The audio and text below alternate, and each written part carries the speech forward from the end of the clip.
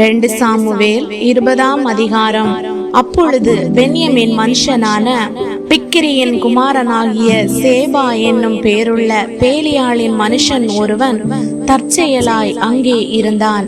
அவன் எக்காலம் ஊதி, எங்களுக்கு தாவீதினிடத்தில் பங்கும் இல்லை, ஈசாயின் குமாரனிடத்தில் எங்களுக்கு சுதந்திரமும் இல்லை. இஸ்ரவேலே, நீங்கள் அவரவர் தங்கள் கூடாரங்களுக்கு போய்விடுங்கள் என்றான். அப்பொழுது இஸ்ரவேல் மனுஷர் எல்லாரும் தாவீதை விட்டு பின்வாங்கி பிக்கிரியின் குமாரனாகிய சேபாவை பின்பற்றி போனார்கள். யோர்தான் தொடங்கி எருசலேம் மட்டுமுள்ள யூதா மனுஷர் தங்கள் ராஜாவை சார்ந்திருந்தார்கள்.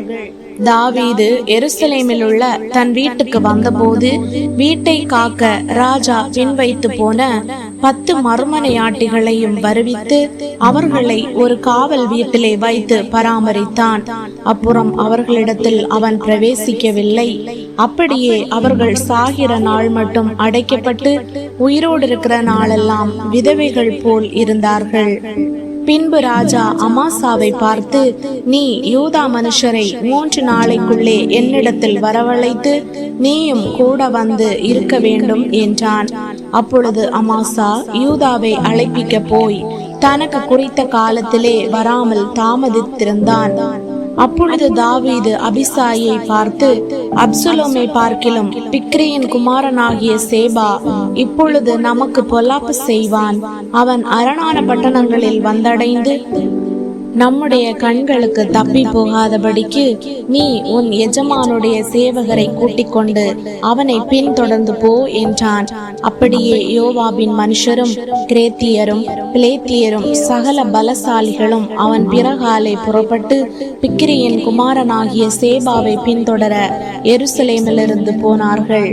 அவர்கள் கிபியோன் கிட்ட இருக்கிற பெரிய கல்லண்டையிலே வந்தபோது அமாசா அவர்களுக்கு எதிர்பட்டு வந்தான்.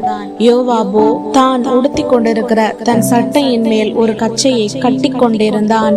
அதில் உரையோடே ஒரு பட்டயம் அவன் இடுப்பண்டையிலே தொங்கிற்று. அவன் புறப்படுகையில் அது விழுந்தது.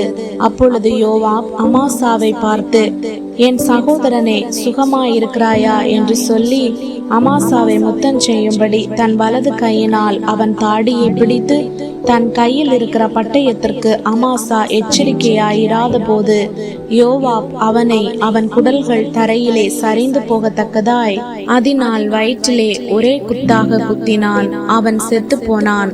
அப்பொழுது யோவாபும் அவன் சகோதரனாகிய அபிசாயும் பிக்ரியின் குமாரனாகிய சேபாவை பின்தொடர்ந்தார்கள். யோவாபுடைய வாலிபரில் ஒருவன் செத்தவன் அண்டையிலே நின்று, யோவாபின் மேல் பிரியப்படுகிறவன் எவனோ, தாவீதின் பட்சத்தில் இருக்கிறவன் எவனோ, அவன் யோவாபை பின்பற்றி போவானாக என்றான். அமாசா நடுவழியிலே இரத்தத்திலே புரண்டு கிடந்தபடியினால் ஜனங்கள் எல்லாரும் தரித்து நிற்பதை அவன் கண்டு அமாசாவை வழியிலிருந்து வயலிலே இழுத்து போட்டான். அவன் அண்டையில் வருகிறவர்கள் எல்லாரும் தரித்து நிற்பதை கண்டு ஒரு வஸ்திரத்தை அவன் மேல் போட்டான். அவன் வழியிலிருந்து எடுத்து போடப்பட்ட பிற்பாடு எல்லாரும் கடந்து பிக்ரியின் குமாரனாகிய சேபாவை தொடர யோவாபுக்கு பின் சென்றார்கள். அவன் இஸ்ரவேல் கோத்திரங்களை எல்லாம் சுற்றி பெத்மாகாவாகிய ஆபேல் மட்டாகவும் பேரீமின் கடைசி மட்டாகவும் வந்திருந்தான். அவ்விடத்தாரும் கூடி தாங்களும் அவனுக்கு பின் சென்றார்கள். அவர்கள் போய் பெத்மாகாவாகிய ஆபேலிலே அவனை முற்றுகை போட்டு பட்டணத்திற்கு எதிராக தெற்று வரைக்கும் கொத்தளம் போட்டார்கள். யோவாபோடு இருக்கிற ஜனங்கள் எல்லாரும் அலங்கத்தை விழப்பண்ணும்படி அழிக்க எத்தனம் பண்ணினார்கள். அப்பொழுது புத்தியுள்ள ஒரு ஸ்திரீ பட்டணத்திலிருந்து சத்தமிட்டு, கேளுங்கள் கேளுங்கள், நான் யோவாபோடே பேச வேண்டும், அவரை இங்கே கிட்ட வர சொல்லுங்கள் என்றாள். அவன் அவளுக்கு சமீபத்தில் வந்தபோது அந்த ஸ்திரீ, நீர்தானா யோவாப் என்று கேட்டாள். அவன், நான் தான் என்றான். அப்பொழுது அவள் அவனை பார்த்து, உமது அடியாளின் வார்த்தைகளை கேளும் என்றாள். அவன், கேட்கிறேன் என்றான். அப்பொழுது அவள், பூர்வ காலத்து ஜனங்கள் ஆபேலிலே விசாரித்தால் வழக்கு தீரும் என்பார்கள். இஸ்ரவேலிலே நான் சமாதானமும் உண்மையும் உள்ளவளாயிருக்கையில் நீர் இஸ்ரவேலிலே தாய் பட்டணமாயிருக்கிறதை நிர்மூலமாக்க பார்க்கிறீரோ? நீர் கர்த்தருடைய சுதந்திரத்தை விளங்க வேண்டியது என்ன என்றாள். யோவா பிரதியுத்தரமாக, விளங்க வேண்டும், அழிக்க வேண்டும் என்கிற ஆசை எனக்கு வெகு தூரமாய் இருப்பதாக. காரியம் அப்படியல்ல. பிக்கிரியின் குமாரனாகிய சேபா என்னும் பேருள்ள எப்ராயிம் பர்வதத்தானாயிருக்கிற ஒரு மனுஷன் ராஜாவாகிய தாவீதுக்கு விரோதமாய் தன் கையை ஓங்கினான். அவனை மாத்திரம் ஒப்புக்கொடுங்கள், அப்பொழுது பட்டணத்தை விட்டு போவேன் என்றான்.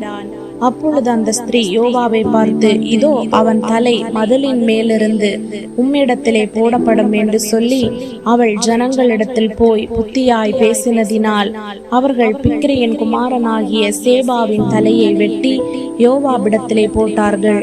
அப்பொழுது அவன் எக்காலம் ஊதினான். அவரவர் பட்டணத்தை விட்டு கலைந்து தங்கள் கூடாரங்களுக்கு புறப்பட்டு போனார்கள். யோவாபும் ராஜாவிடத்துக்கு போகும்படி எருசலேமுக்கு திரும்பினான். யோவாப் இஸ்ரவேலுடைய எல்லா இராணுவத்தின் மேலும் யோய்தாவின் குமாரனாகிய பெனாயா கிரேத்தியர் மேலும் பிலேத்தியர் மேலும் தலைவராயிருந்தார்கள். அதோராம் பகுதிகளை வாங்குகிறவனும் அகிலூதின் குமாரனாகிய யோசபாத் மந்திரியும் சேவா சம்பிரதியும் சாதோக்கும் அபியத்தாரும் ஆசாரியருமாயிருந்தார்கள். யயீரியனாகிய ஈராவும் தாவீதுக்கு பிரதானியாயிருந்தான்.